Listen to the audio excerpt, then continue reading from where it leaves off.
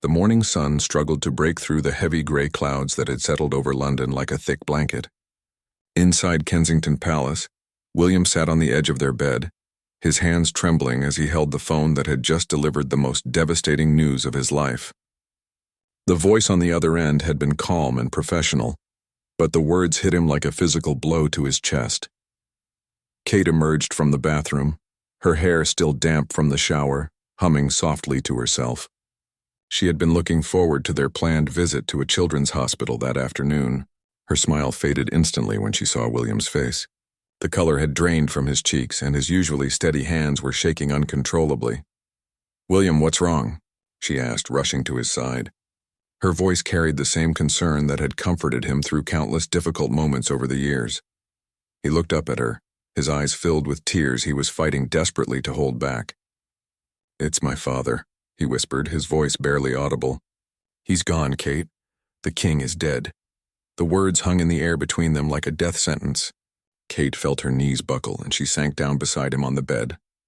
They had known this day would come eventually, but nothing could have prepared them for the reality of it. Charles had been battling his illness with such dignity and strength that they had almost begun to believe he might overcome it. Kate reached for William's hand, intertwining their fingers as they had done thousands of times before. But this time felt different.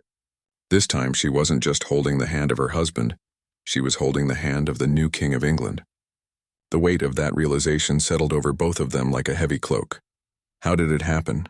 she asked gently, knowing he needed to talk about it but not wanting to push him. William closed his eyes and took a shuddering breath. "Peacefully," they said. He was sleeping. "Camilla was with him." His voice cracked on the last word, despite all the complicated feelings he had harbored about his stepmother over the years. He was grateful his father hadn't been alone in those final moments. The phone began ringing again, and William knew their private moment of grief was about to be shattered. Within minutes, their home would be flooded with officials, advisors, and protocol officers. The machinery of the monarchy would swing into motion, and their personal loss would become a national event. "We don't have to answer it yet," Kate said softly, recognizing the panic in his eyes. "Give yourself a few more minutes." But even as she said it, they could hear footsteps in the hallway outside their bedroom door. Their private secretary's voice carried through the wood, speaking in hushed, urgent tones to someone else. The outside world was already pressing in on them. William stood up abruptly and walked to the window that overlooked the palace gardens. The trees were still bare from winter, their branches reaching toward the gray sky like gnarled fingers. He remembered playing in those gardens as a child, his father teaching him about the different types of flowers and trees.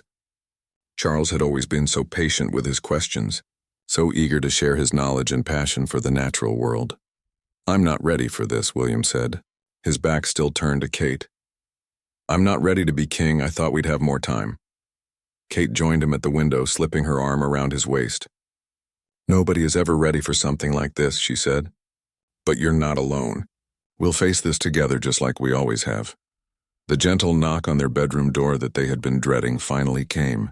Their private secretary's voice was soft but insistent. "Your Royal Highness, I'm terribly sorry to disturb you, but there are urgent matters that require your immediate attention." William nodded, even though the man couldn't see him through the door. He turned away from the window and looked at Kate. In her eyes, he saw his own fear reflected back at him, but he also saw something else: strength, determination, and unwavering support. "What happens now?" Kate asked. "Now everything changes," William replied. "In a few hours, the whole world will know. People will be looking to us for strength, for stability. We have to be what they need us to be, even when we're falling apart inside." Kate squeezed his hand tighter. "Then we'll fall apart together, and we'll put ourselves back together too." That's what families do. The word family made William think of their children, still sleeping peacefully in their beds down the hall, unaware that their grandfather was gone and their lives had just changed forever. George, Charlotte, and Louis would wake up as the children of the King of England. The thought made his chest tighten with anxiety. Another knock came, more insistent this time. William knew they couldn't delay any longer. He walked to the dresser and picked up his father's signet ring, which Charles had given him just last month. At the time, it had seemed like a symbolic gesture, a way of including William more deeply in royal duties. Now he understood it had been his father's way of preparing him for this moment. "Your Majesty," came the voice through the door, using William's new title for the first time. The words hit him like a physical blow. He wasn't William anymore, not really. He was the king. The weight of the crown was already settling on his shoulders, invisible but undeniably present. Kate saw him waver and immediately moved to his side. "We can do this," she whispered. "One step at a time." William straightened his shoulders and walked toward the door. Before opening it, he turned back to look at Kate one more time. In that moment, she wasn't the future queen consort. She was simply his wife, his anchor, the person who had promised to stand by his side through whatever life brought them. "Together," he said, and opened the door to face his destiny. The throne room at Buckingham Palace had never felt so imposing. William stood at its center, surrounded by centuries of royal history, while dozens of officials, courtiers, and dignitaries watched in solemn silence. The accession council had been convened with remarkable speed, and within hours of his father's death being announced, William found himself taking the oath that would formally make him king. Kate stood in the gallery above, watching the man she had fallen in love with at university transform before her eyes into something else entirely. He looked so small down there, despite his tall frame dwarfed by the ornate ceremonial robes and the weight of tradition pressing down on him from all sides. She could see the tension in his shoulders, the way he held himself just a little too rigidly, fighting to maintain his composure. The Archbishop of Canterbury's voice echoed through the vast chamber as he administered the oath. William's responses were clear and steady, but Kate knew him well enough to hear the slight tremor beneath the surface. She wanted nothing more than to run down there and take his hand, to remind him that he wasn't alone in this moment. But protocol demanded she remain where she was.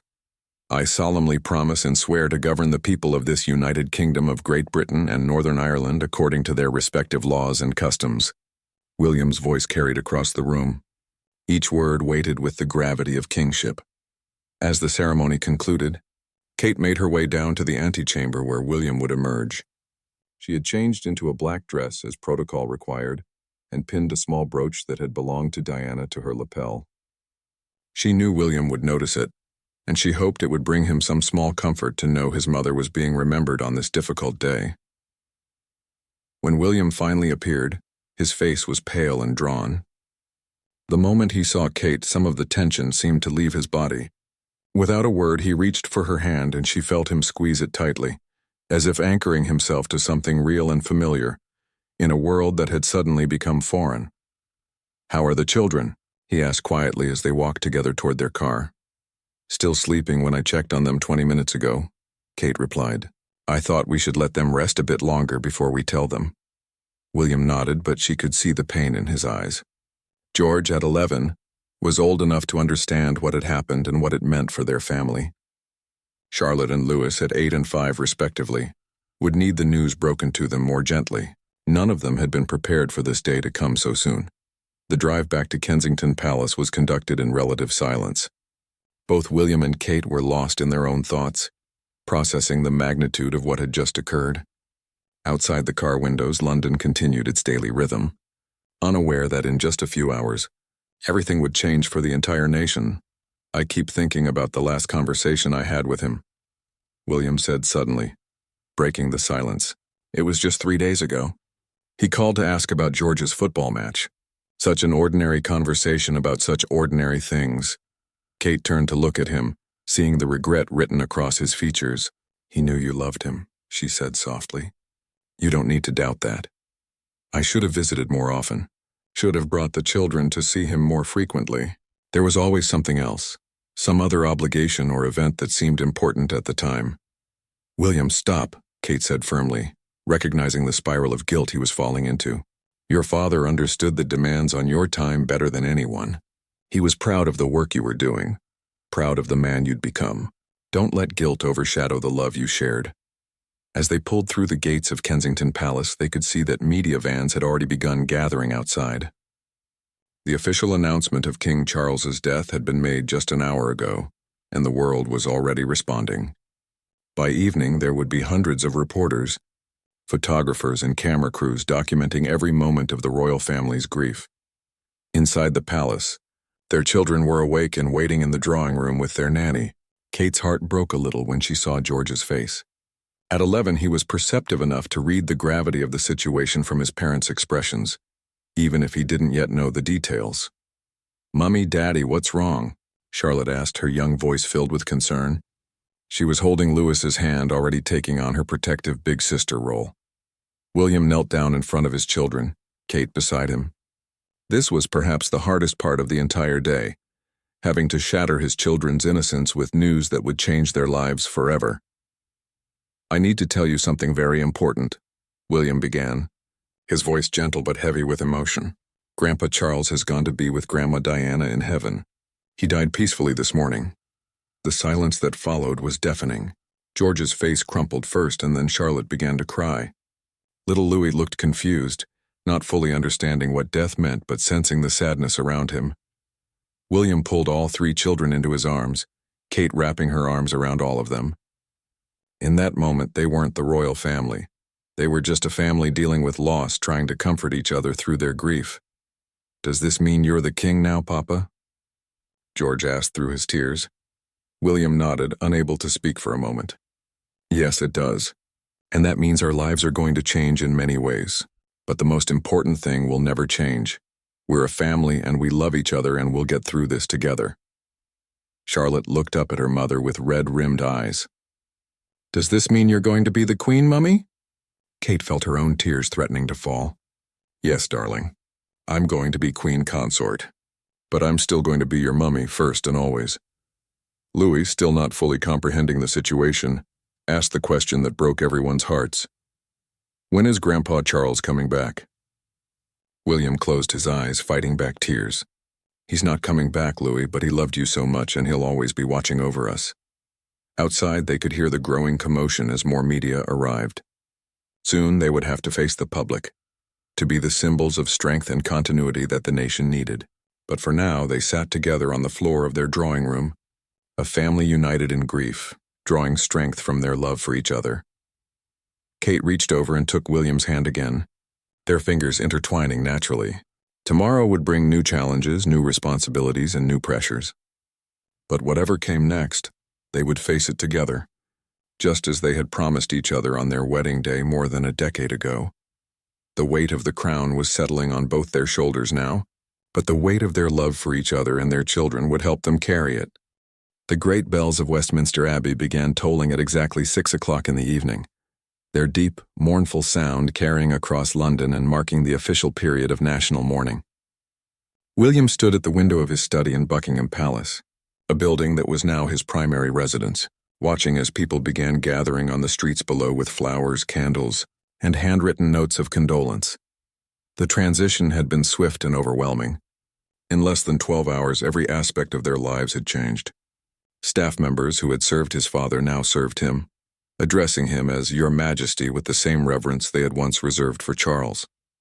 The red boxes of state papers that had once been delivered to his father's desk were now brought to William's, filled with briefings on everything from international conflicts to domestic policy issues that required immediate royal attention. Kate entered the study carrying 2 cups of tea, a small gesture that felt enormously comforting in the midst of all the formality and protocol that now surrounded them. She had spent the afternoon fielding calls from world leaders offering their condolences and learning about the intricate details of royal protocol from the palace's senior staff. "The children are finally settled," she said, settling into the chair beside his desk. "George asked if he could stay home from school tomorrow. I told him we'd discuss it in the morning." William turned from the window, gratitude evident in his tired eyes. "What did you tell them about the funeral?" "That it will be a very big ceremony where lots of people will come to say goodbye to Grandpa Charles, and that we'll all be very sad, but we'll be together." Kate paused, studying his face. "William, you haven't eaten anything since breakfast." The cook prepared some sandwiches. "I'm not hungry," he replied. But Kate was already rising to get the plate that had been left on the side table. She had known him long enough to recognize when he was running on pure adrenaline and forgetting to take care of himself. "Eat," she said firmly, placing the plate in front of him. "You need to keep your strength up. The next few weeks are going to be intense." As if to emphasize her point, there was a gentle knock on the study door. William's private secretary entered. carrying yet another folder of documents that required the new king's attention.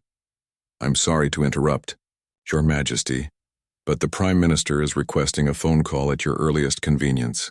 There are also several matters regarding the state funeral arrangements that need your approval." William looked at the growing pile of papers on his desk and felt a wave of exhaustion wash over him. "Schedule the call with the Prime Minister for 8 o'clock, and please ask the Dean of Westminster to come in first thing tomorrow morning to discuss the funeral arrangements." After the secretary left, William slumped back in his chair. "I don't know how my father managed all of this. There are so many decisions to make, so many people depending on me for answers I don't have." Kate moved around the desk and placed her hands on his shoulders, feeling the tension knotted in his muscles. "Your father had decades to learn how to do this job. You've had less than 24 hours. Give yourself time to adjust. The nation is looking for stability right now," William said, leaning into her touch. "They need to see that the monarchy is secure, that the transition is smooth. I can't afford to look uncertain or unprepared." "You're not uncertain," Kate replied. "You're grieving. There's a difference. The people understand that you've lost your father. They don't expect you to pretend otherwise." Through the window they could see the crowd growing larger. People of all ages had come to leave flowers and pay their respects. Some were crying openly, while others stood in respectful silence. The sight was both heartening and overwhelming, a reminder of how deeply the royal family was woven into the fabric of British life. "Look at them," William said, nodding toward the window. "They loved him so much. He meant so much to so many people. How do I live up to that? How do I fill those shoes?" Kate followed his gaze to the crowd below. "You don't try to fill his shoes," she said. "You find your own way to serve. Your father and your grandmother both understood that each monarch brings their own strengths to the role. You have to trust that the qualities that made Charles a good king, his compassion, his dedication to service, his love for this country, those same qualities exist in you too." The phone on William's desk buzzed, indicating another urgent call. Kate could see him steeling himself to answer it, to be the king that everyone needed him to be, even when his heart was breaking. "Before you take that call," she said, reaching for his hand, "there's something I want you to know. Today, when I watched you take the oath, when I saw you standing there accepting this enormous responsibility just hours after losing your father, I was so proud of you. Not proud of you as the king, but proud of you as the man I married. The way you're handling this, the strength you're showing, your father would be proud too." William's eyes filled with tears that he had been holding back all day. For just a moment he allowed himself to be vulnerable, to let his grief show. Kate squeezed his hand tighter, anchoring him in that moment of raw emotion. "I keep expecting him to call," William admitted. "Every time the phone rings for just a split second, I think it might be him wanting to discuss something or offer advice. It's going to take time for that feeling to fade. Maybe it shouldn't fade completely," Kate said gently. "Maybe part of him will always be there with you when you're making difficult decisions. His wisdom, his experience, that doesn't disappear just because he's gone." The phone buzzed again, more insistently this time. William wiped his eyes and straightened his shoulders, preparing once again to be the king. But before he picked up the receiver, he looked at Kate with an expression of deep gratitude. "I couldn't do this without you," he said simply. "You won't have to," she replied. "Whatever comes next, we face it together. That's what we promised each other. And that promise doesn't change just because everything else has." As William reached for the phone to take what would be the first of many conversations with the Prime Minister as king, Kate remained beside him, her hand resting gently on his shoulder. Outside, the bells continued to toll, marking the end of one reign and the beginning of another. Inside the study, a husband and wife drew strength from each other, preparing to carry the weight of the crown together. The crowd below continued to grow, united in their grief but also in their hope for the future. They had come to mourn a beloved king, but they were also witnessing the birth of a new chapter in their nation's history. And through it all, William and Kate held on to each other, their love providing stability in a world that had suddenly become uncertain. The morning of the state funeral dawned gray and drizzly, as if the heavens themselves were mourning the loss of King Charles. Westminster Abbey had been transformed into a sea of black, with world leaders, dignitaries, and members of the royal family filling every pew. William stood at the entrance of the abbey, watching as his father's coffin was carried in by the pallbearers, draped in the royal standard and topped with the imperial state crown. Kate stood beside him, their children arranged in order of age beside her. All three were dressed in black, their young faces solemn and confused by the magnitude of the ceremony unfolding around them. George, now second in line to the throne, carried himself with a dignity that broke William's heart. At 11 years old, his son was already learning to bear the weight of royal responsibility. The Archbishop of Canterbury's voice echoed through the ancient walls as he began the funeral service. William tried to focus on the beautiful words being spoken about his father's life and service, but his mind kept drifting to private memories. He remembered Charles teaching him to ride a horse at Balmoral, his patience when William fell off repeatedly. He remembered his father's pride when William graduated from military academy, the way his eyes had shone with joy when each of his grandchildren was born. During the first hymn, William felt his composure beginning to crack. The voices of 1,500 mourners singing "The Lord is my shepherd" filled the abbey, and he could hear his father's voice among them, even though he knew it was impossible.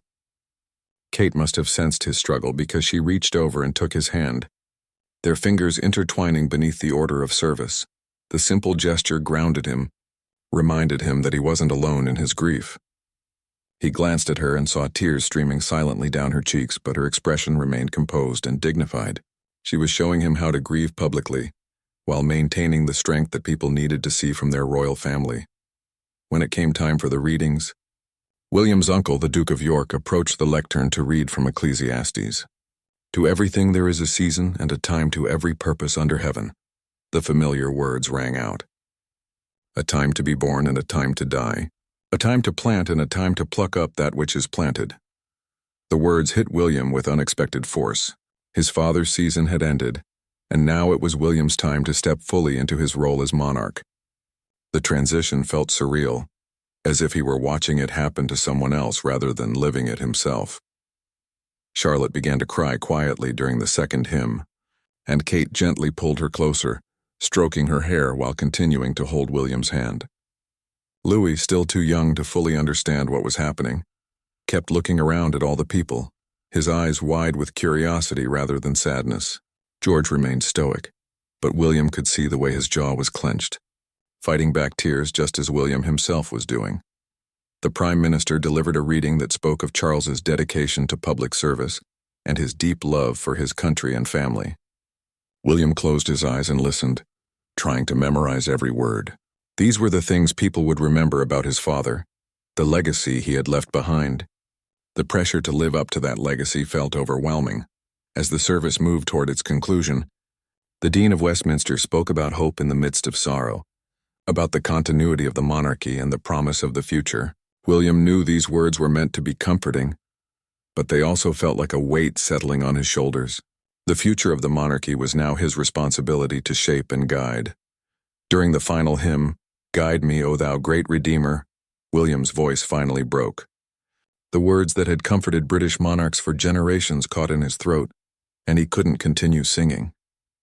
Kate squeezed his hand tighter, and he felt her strength flowing into him. Somehow, with her beside him, he found his voice again and joined the congregation for the final verses. As the coffin was lifted to be carried out of the abbey, William stood with his family preparing to follow his father on this final journey. The weight of the moment was crushing. This was truly goodbye. There would be no more phone calls, no more visits, no more chances to ask for advice or simply share a quiet moment together. The procession out of Westminster Abbey was a blur of faces, flowers, and camera flashes. The crowds lining the streets of London stood in respectful silence as the funeral cortege passed, many throwing flowers into the path of the hearse. William walked behind his father's coffin with Kate beside him, their children following closely behind, all of them united in their grief. At Wellington Arch, where the coffin would be transferred to travel to Windsor Castle for the private burial, William paused for a moment. This was where the public ceremony ended and the private family mourning would begin. The weight of performing his grief for the nation had been exhausting, and he longed for the quiet of the chapel at Windsor where they could say their final goodbyes without the eyes of the world watching. "Papa, are you okay?" George asked quietly, moving closer to his father as they prepared to leave for Windsor. William looked down at his son, seeing so much of himself at that age, the same sense of duty warring with the desire to just be a normal child. "I will be," William replied honestly. "We all will be eventually." Kate gathered Charlotte and Louis close to her while William put his arm around George. As they climbed into the car for the journey to Windsor, William realized that this was how they would face everything from now on, together as a family, drawing strength from their love for each other. The private burial service at St. George's Chapel was small and intimate, attended only by close family members. Here finally William could let his guard down completely. As his father's coffin was lowered into the royal vault, William wept openly, his tears falling freely for the first time since that devastating phone call 24 hours earlier. Kate stood beside him, her own tears mixing with the gentle rain that had begun to fall. She held his hand throughout the brief service, and when it was over, she helped him place a single white rose on the vault, the same type of flower that had been in his mother's bouquet when she married his father all those years ago. "He's with Mummy now," William whispered, and Kate nodded, unable to speak through her own tears. As they walked away from the chapel together, their children beside them, William felt the full weight of his new reality settling over him. He was king now, with all the responsibility and burden that title carried, but he was also still a husband, still a father, still a man dealing with the loss of someone he loved deeply. The rain continued to fall gently as they made their way back to the car, washing away the tears on their faces and beginning the slow process of healing that would take much longer than a single day to complete. 3 months had passed since that terrible morning when everything changed, but William still woke up some days expecting to see his father's name on his morning briefing schedule. The grief came in waves, sometimes catching him off guard during routine meetings or quiet moments with his family. Today was one of those difficult days, as he prepared for his first major state visit as king, hosting the President of France at Buckingham Palace. Kate found him in the blue drawing room, staring at the portrait of his father that had been hung just last week. The palace staff had worked carefully to balance honoring Charles's memory while helping William establish his own presence in the rooms, where he would now receive world leaders and conduct the business of the monarchy. "The French delegation has arrived," Kate said softly, approaching him from behind. She was dressed in a navy blue dress with a diamond brooch that had belonged to Queen Elizabeth, her appearance perfectly polished for the formal occasion ahead. William nodded but didn't turn away from the portrait. He loved these state visits, he said quietly. He had such a gift for making people feel welcome, for finding common ground even with leaders who disagreed with him politically. "I keep wondering if I'll ever be that natural at it." Kate moved to stand beside him, following his gaze to the painting. "You have your own strength," she said. "Your father was diplomatic and patient. You're more direct, more passionate about the causes you believe in. Both approaches have their place. The French president knew my father well. They worked together on climate initiatives for over a decade. This visit feels like a test. Can I maintain those relationships, or will everything my father built start to crumble?" Before Kate could respond, William's private secretary appeared in the doorway. "Your Majesty, the president is ready to be received in the throne room." William straightened his shoulders and adjusted his tie, transforming before Kate's eyes from a grieving son into the King of England. But as they walked toward the throne room together, Kate noticed the slight tremor in his hands that he couldn't quite control. The formal reception proceeded according to centuries-old protocol. William stood beneath the canopy of state as the French president was announced, and they exchanged the traditional greetings. But Kate could see the strain in William's face, the way he held himself just a little too rigidly as he tried to fill his father's shoes. During the private meeting that followed, Kate waited in the adjacent room, close enough to intervene if needed but far enough to give the leaders space for their diplomatic discussions. Through the partially open door, she could hear William's voice becoming more confident as the conversation progressed. He was discussing renewable energy initiatives, a topic that had been close to his heart long before he became king. When the formal meetings concluded, the French president approached Kate privately. "Your Majesty," he said in accented English, "please allow me to express how impressed I am with the king's grasp of the environmental challenges we discussed. His father would be very proud of the passion and knowledge he brings to these issues. The comment was meant as a compliment, but Kate saw how it affected William. Even praise was now filtered through comparisons to his father, creating a constant reminder of the enormous legacy he was trying to honor while forging his own path forward. That evening, after the state banquet had concluded and the last of the guests had departed, William and Kate finally found themselves alone in their private quarters. William loosened his white tie and sank into his favorite armchair with a heavy sigh. "How did I do?" he asked, looking up at Kate with the vulnerability he only showed to her. "You were magnificent," she replied honestly. "The president was genuinely impressed with your environmental proposals, and the way you handled the questions about trade agreements showed real diplomatic skill." William shook his head. "I felt like I was constantly second-guessing myself, wondering what my father would have said in each situation. It's exhausting, trying to be him instead of just being me." Kate knelt beside his chair and took his hands in hers. "Then stop trying to be him," she said firmly. "Your father didn't become a great king by trying to be Queen Elizabeth. He found his own way to serve, followed his own passions, made his own mistakes, and learned from them.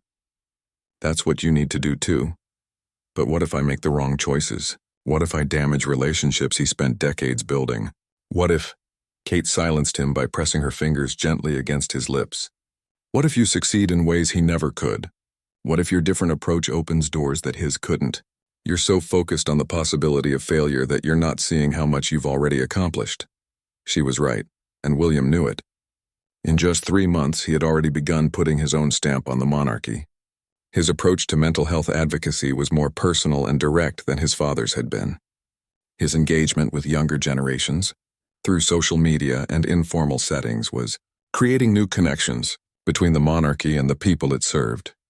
"The children asked me today if Grandpa Charles would be proud of us," William said quietly. "George wanted to know if we were doing everything right." Kate felt her heart clench at the innocence of the question. Their children were still processing their grandfather's death while simultaneously adjusting to their father's new role and all the changes it had brought to their lives. "What did you tell them?" "I told them that Grandpa Charles loved them so much that he would be proud of them no matter what, just for being kind and trying their best. But I'm not sure I believe that about myself." Kate stood up and extended her hand to him. "Come with me," she said. "There's something I want to show you." She led him to his study where she had been working on a special project during his meetings that day. On his desk was a leather-bound journal, open to a page covered with Charles's familiar handwriting. It was a letter addressed to William dated just 2 weeks before his death.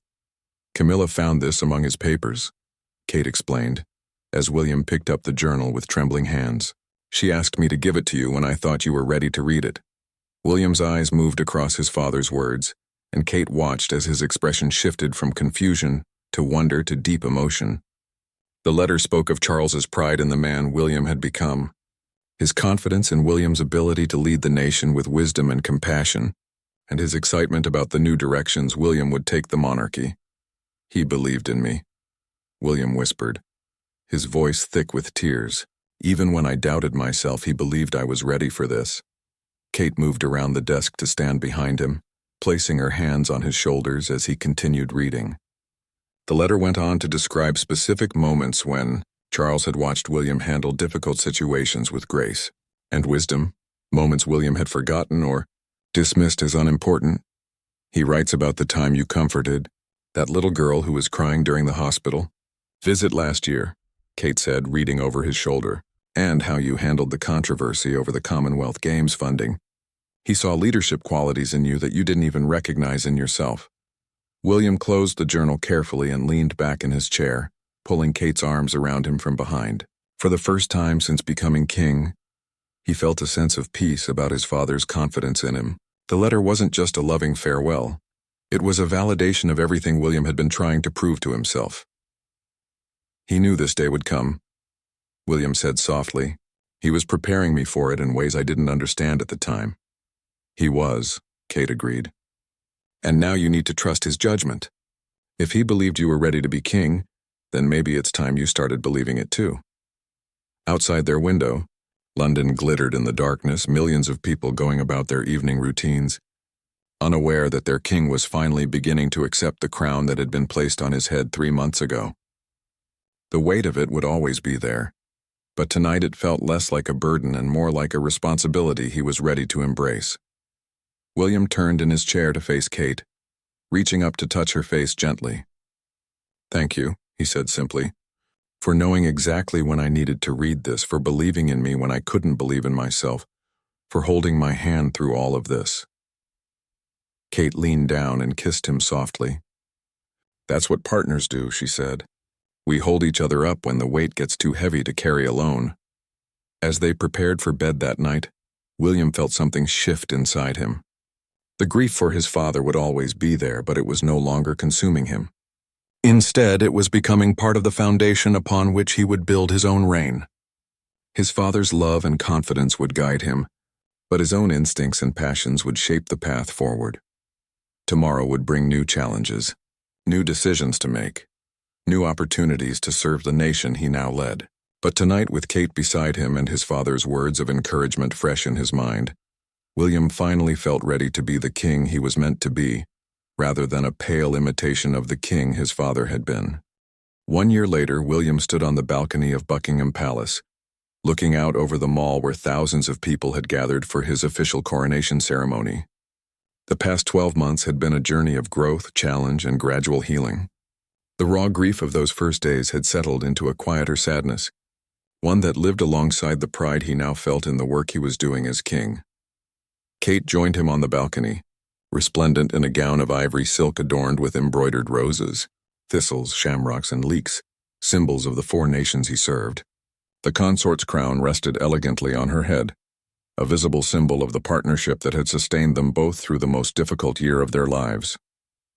"Are you nervous?" she asked, slipping her hand into his as they watched the crowd below. "Surprisingly, no," William replied, and he meant it. "A year ago, I would have been terrified by all of this, but now, it feels right. It feels like where I'm supposed to be." The transformation in William over the past year had been remarkable to witness. The uncertain, grief-stricken man who had taken the throne in the shadow of his father's death had grown into a confident leader with his own vision for the monarchy. He had found his voice on issues that mattered to him: mental health, environmental conservation, and social equality, while maintaining the dignity and stability that the institution required. Their children appeared on the balcony, each of them having played their part in the coronation ceremony with poise that would have made their grandfather proud. George, now 12 and bearing the title of Prince of Wales, had carried himself with remarkable maturity throughout the service. Charlotte and Louis had charmed the congregation, and the millions watching worldwide with their natural grace and occasional moments of childhood spontaneity. "Grandpa Charles would have loved this day," Charlotte said, moving to stand between her parents. William looked down at his daughter, struck by her perceptive comment. "What makes you say that, darling?" "Because you look happy, Papa. Really happy, not just pretending to be happy. Grandpa always wanted you to be happy." The simple wisdom of his 9-year-old daughter brought tears to William's eyes. She was right. For the first time since becoming king, he felt genuinely at peace with his role. The coronation wasn't just a ceremony. It was a culmination of his journey from reluctant heir to confident monarch. Kate squeezed his hand as the crowd below began, singing "God Save the King." Their voices rose up to the balcony in a powerful chorus that seemed to embrace not just William, but their entire family. This was the moment when the formal transition was complete, when William truly became king not just in title but in his own heart. "Look at them," Kate said, nodding toward the crowd. "They're not just singing for the institution or the tradition. They're singing for you, for the king you've become this year." She was right. The people gathered below weren't there out of mere duty or habit. Over the past year, William had earned their respect and affection through his actions. His authentic approach to mental health discussions had touched countless lives. His environmental initiatives had given hope to young people worried about climate change. His accessibility and genuine warmth had modernized the monarchy while preserving its essential dignity. The ceremony inside Westminster Abbey had been magnificent, but it was this moment on the balcony that felt most significant to William. Here, with his family beside him and his people before him, he could finally accept fully the crown that had been placed on his head in such traumatic circumstances a year ago. George moved closer to his father, looking surprisingly serious for a 12-year-old. "Papa, I've been thinking about what you told me about being second in line to the throne now." William looked down at his eldest son with concern. "What about it?" "I'm not scared anymore," George said simply.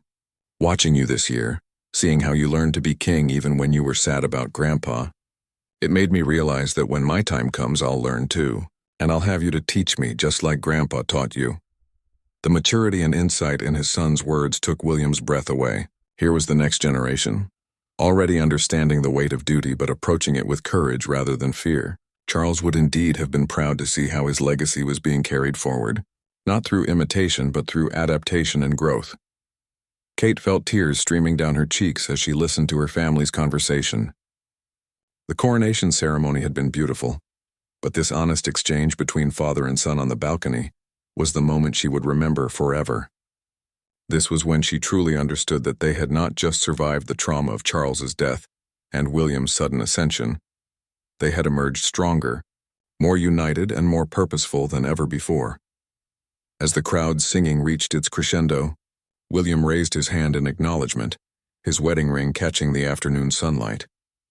Beside him, Kate waved gracefully, her own hand adorned with Diana's sapphire engagement ring, a symbol of continuity and love that connected past and future. "Your Majesty," came a voice from behind them. William's private secretary had appeared to remind them of the afternoon's schedule of receptions and ceremonies. But for just a moment longer, William remained on the balcony with his family, savoring this perfect moment. The grief for his father would always be part of him, but it no longer defined him. Today he was fully and completely the king he was meant to be, surrounded by the love that had sustained him through his darkest days. As they finally turned to go inside, Kate caught his hand one more time. "I'm so proud of you," she whispered. "Not just today, but every day this year. Your father would be proud too." William brought her hand to his lips and kissed it gently, a gesture that was captured by photographers and would appear on front pages around the world the next day. But the image that truly mattered was invisible to the cameras. The love, strength, and partnership that had carried them through loss and helped them emerge into this moment of triumph. The crown sat securely on William's head now, no longer a burden thrust upon him by tragedy, but a responsibility he had grown into with grace, wisdom, and the unwavering support of the woman who had promised to stand by his side through whatever life brought them. Together, they had weathered the storm and emerged ready to lead their nation into a new era, hand in hand, just as they always had been.